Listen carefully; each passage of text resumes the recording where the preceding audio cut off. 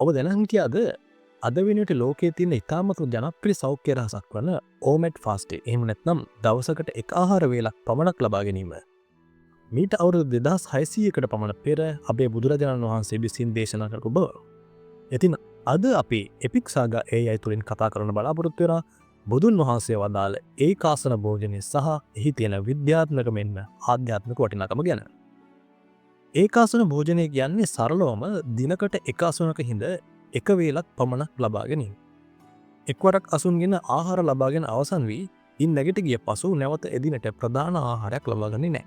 ඉතින් මේක බුදුසසුනේ භික්ෂුන් වහන්සේලාට විනය ශික්ෂාපදයක් ලෙස පනවා තිබුණත් මේ අපිටත් මේ ප්‍රතිලාභ අතිමහත්.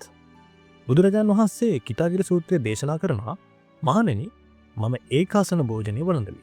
ඒ නිසා මම අල්ප ආබාධ බවත් නිරෝගී බවත් ශාරීරික සැහැල්ලු බව සහ බලය අත්දකමි කියලා. උන්වහන්සේ දේශනා කරන මේ සැහැල්ලු බව භාවනා කරන කෙනෙකුට මෙන්ම අද එදිනෙදා වැඩ කරන අපිටත් ඉතාමත් ප්‍රයෝජනවත්.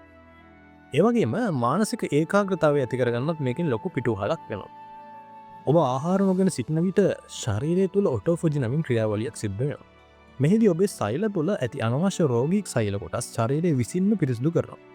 මේක පිළිකානාශකයක් වගේම තරුණ බව රැක ගන්නත් උපකාරී වෙනවා.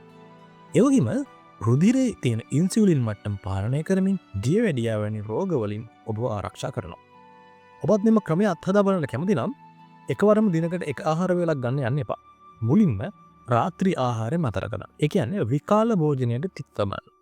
ඊට පස්සේ උදෑසන 10ත් 12ත් අතර පෝෂදාහි සමබල ආහාර වේලක් ලබා ගන්න. දවසේ ඉදිරි කාලය පුරාට හොඳින් ජලය සහ වෙනත් සීනි රහිත පාන වර්ග ලබා ගන්න මතක තබා ගන්න. ඒ වගේම තවත් විශේෂ දෙයක්.